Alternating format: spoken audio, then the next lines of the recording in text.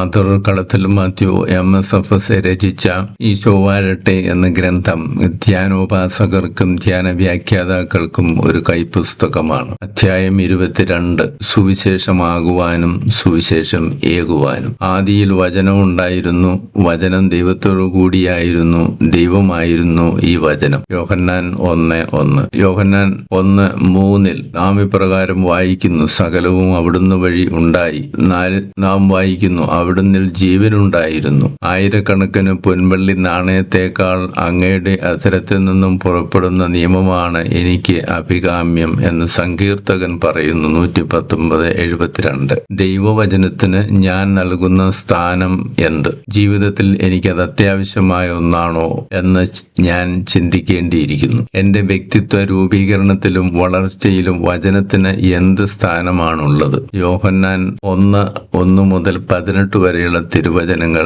നമുക്ക് വായിക്കാം. ദൈവം ഈ ഭൂമിയിലേക്ക് മാനവരക്ഷാർത്ഥം ഇറങ്ങി വന്നത് വചനം മാംസമായി ധരിച്ചുകൊണ്ടാണ്. വചനം രക്ഷ നൽകുന്നു, രോഗശാന്തി നൽകുന്നു, സംശയം ദൂരീകരിക്കുന്നു, പ്രശ്നങ്ങൾ പരിഹരിക്കുന്നു, ജീവൻ നൽകുന്നു, ആന്തരിക സൗഖ്യം നൽകുന്നു. മോഷ്ടിക്കുവാനും കൊല്ലുവാനും നശിപ്പിക്കുവാനുമാണ് കള്ളൻ വരുന്നത്. ഞാൻ വന്നിരിക്കുന്നത് അവർക്ക് ജീവനുണ്ടാകുവാനും അത് സമൃദ്ധമായി ഉണ്ടാകുവാനുമാണ് എന്ന് യേശു പറയുന്നു. യോഹന്നാൻ 10:10. തന്നെ സ്വീകരിച്ചവർക്കെല്ലാം, തന്റെ നാമത്തിൽ വിശ്വസിക്കുന്നവർക്കെല്ലാം ദൈവമക്കളാകുവാൻ അവൻ കഴിവ് നൽകി. യോഹന്നാൻ 1:12. വചനം കേൾക്കുകയോ വായിക്കുകയോ ചെയ്തുകൊണ്ടിരിക്കുമ്പോഴും രോഗശാന്തികൾ ഉണ്ടാകുന്നു. ഒരിക്കൽ ഒരാൾ കൺവെൻഷനിൽ വചനം കേട്ടുകൊണ്ടിരുന്നപ്പോൾ ഒരു സ്വരം ശക്തിയായി കേട്ടുകൊണ്ടിരുന്നു. സംശയത്തോടും വിമർശന മനോഭാവത്തോടുകൂടിയുമായിരുന്നു വചനം കേട്ടുകൊണ്ടിരുന്നത്. അപ്പോൾ നീ എന്തിനാണ് ഇങ്ങോട്ട് വന്നിരിക്കുന്നത്?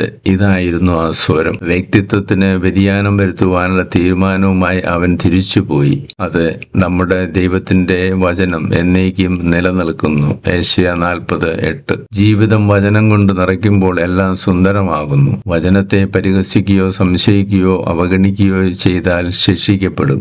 ജെറമ്യ 29:11 നാം ഇപ്രകാരം വായിച്ചു കേൾക്കുന്നു, കർത്താവ് അരുളി ചെയ്യുന്നു, നിങ്ങളെക്കുറിച്ചൊരു പദ്ധതി എന്റെ മനസ്സിലുണ്ട്. മനുഷ്യരുടെ ക്ഷേമത്തിനായുള്ള പദ്ധതി വെളിപ്പെടുത്തി കിട്ടാൻ വേണ്ടി നാം പ്രാർത്ഥിക്കുക. നാശത്തിലൂടെ ചരിക്കുന്നവർക്ക് കുരിശിന്റെ വചനം ഭോഷത്വമാണ്. 1 കൊറിന്തോസ് 1:18. പരിശുദ്ധാത്മാവിന്റെ ശക്തി പലവിധത്തിൽ പ്രകടമാകുന്നു. അസ്ഥികളുടെ താഴ്വരകളെ പറ്റിയുള്ള ഭാഗത്ത് എസെക്കിയേൽ 37:1 മുതൽ 11 വരെയുള്ള തിരുവചനങ്ങളിൽ ദൈവത്തിന്റെ അരുളപ്പാടനുസരിച്ച് പ്രവാചകൻ പ്രവചിച്ചപ്പോൾ അസ്ഥികൾക്ക് ജീവനുണ്ടായി. സ്വീകരിച്ച വചനം മറ്റുള്ളവർക്ക് നാം നൽകുക. ഉദാഹരണം, യോഹന്നാൻ 5:15 രോഗശാന്തി ലഭിച്ച ശേഷം അവൻ പോയി യേശുവാണ് തന്നെ സുഖപ്പെടുത്തിയതെന്ന് യഹൂദരെ അറിയിച്ചു. സുവിശേഷം സ്വീകരിക്കുകയും ആ വചനം മറ്റുള്ളവരിലേക്ക് ഒഴുക്കുകയും നമ്മുടെ കടമയാണ്, വിളിയാണ്. നേരിട്ടും അല്ലാതെയും വചനം എല്ലാവർക്കും പ്രസംഗിക്കുവാൻ സാധിക്കും. ദൈവത്തിന്റെ അനുഗ്രഹങ്ങൾ,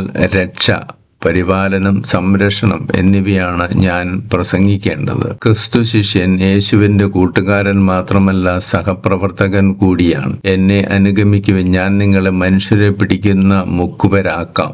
മർക്കോസ് 1:17. ഈശോ തനിക്ക് ഇഷ്ടമുള്ളവരെ തന്നോടുകൂടി ആയിരിക്കുവാനും പ്രസംഗിക്കുവാൻ അയക്കേണ്ടതിനും പിശാചുക്കളെ ബഹിഷ്കരിക്കുവാനുമായി നിയോഗിച്ചു.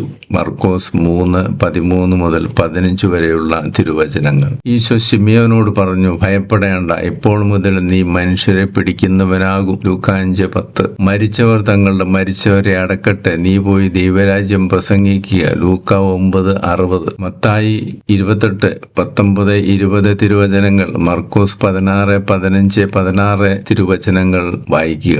ഈ വചനങ്ങളെല്ലാം നൽകുന്ന സന്ദേശം ഒന്ന് മാത്രമാണ്. എല്ലാവരുടെയും ജീവിത ലക്ഷ്യം വിളിയും സുവിശേഷ പ്രഘോഷണവുമാണ്. ഇതിനായിട്ടാണ് സ്ഥൈര്യലേപന കൂദാശയിലൂടെ എല്ലാവരും മുദ്രിതരായിരിക്കുന്നത്. ഇന്ന് സുവിശേഷം ഏകേണ്ട അവസ്ഥകളാണ്. സ്വാർത്ഥത, വിദ്വേഷം, യുദ്ധം, പാരകൾ, അനീതി മുതലായവ.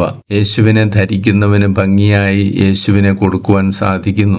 നിങ്ങൾ ലോകമെങ്ങും പോയി സർവ്വ സൃഷ്ടികളോടും സുവിശേഷം പ്രസംഗിക്കുവിൻ. വിശ്വസിച്ച് ജ്ഞാനം സ്വീകരിക്കുന്നവൻ രക്ഷിക്കപ്പെടും. മർക്കോസ് 16:15-16 തിരുവചനങ്ങൾ. സാർവത്രിക പ്രേക്ഷിത ദൗത്യമാണ് ഇവിടെ നൽകുന്നത്. ഇസ്രായേൽ ജനങ്ങളുടെ ദൗത്യം ഇതായിരുന്നു. അതായത് ദൈവം മാത്രമാണ് ഏകദൈവമെന്ന് പ്രഖ്യാപിച്ചുകൊണ്ട് വിഗ്രഹാരാധനയ്ക്കെതിരെ നിലകൊള്ളുക. ദൈവത്തിന്റെ സാക്ഷ്യം മറ്റെല്ലാ സാക്ഷ്യങ്ങൾക്കും അതീതമാണ്. ദൈവത്തിന്റെ കൽപ്പനകൾ തന്നെ സാക്ഷ്യമാണ്. ദൈവത്തിന്റെ യഥാർത്ഥ സാക്ഷികൾ മനുഷ്യർ തന്നെയാണ്. പഴയ നിയമങ്ങളിൽ കാണുന്ന എല്ലാ സാക്ഷ്യങ്ങളുടെയും പൂർണ്ണത വിശ്വസ്ത സാക്ഷിയായ ക്രിസ്തുവിലാണ്. സത്യത്തിന് സാക്ഷ്യം നൽകിയ ക്രിസ്തു രക്ഷാകര പദ്ധതി വെളിപ്പെടുത്തി. ഉയർത്തെഴുന്നേറ്റ ക്രിസ്തുവിന് അപ്പോസ്തലന്മാർ സാക്ഷ്യം നൽകി. ക്രിസ്തുവിന് സാക്ഷ്യം വഹിക്കുന്ന വിശ്വാസികൾ പീഡിപ്പിക്കപ്പെടുന്നു. ഉദാഹരണം സ്തെഫാനോസ്. അപ്പോസ്തല പ്രവർത്തനങ്ങൾ 22:20. ദൈവരാജ്യത്തിന്റെ സുവിശേഷമാണ് സ്നാപക യോഹന്നാൻ തുടങ്ങി വച്ചതും മിശിഹായും ശിഷ്യന്മാരും തുടർന്നതുമായ പ്രഘോഷണം. പൗലോസ്ലീഹ കൃപയുടെ സുവിശേഷം എന്ന് അതിനെ വിളിക്കുന്നു. മത്തായി, മർക്കോസ്, ലൂക്ക, യോഹന്നാൻ ഇവർ അറിയിച്ചത് മിശിഹായുടെ ജനനം, ജീവിതം, കുരിശുമരണം, ഉത്ഥാനം, സ്വർഗാരോഹണം എന്നീ ക്രിസ്തു സംഭവങ്ങളുടെ സദ്വാർത്തയാണ്. ദൈവം വെളിപ്പെടുത്തിയ യാഥാർത്ഥ്യങ്ങളുടെ പ്രഘോഷണമാണ് സുവിശേഷം. സുവിശേഷം പ്രസ്താവനയല്ല. സുവിശേഷത്തിന്റെ ലക്ഷ്യം രക്ഷയുടെ സന്ദേശം അറിയിക്കുക എന്നതത്രേ. Live Jesus.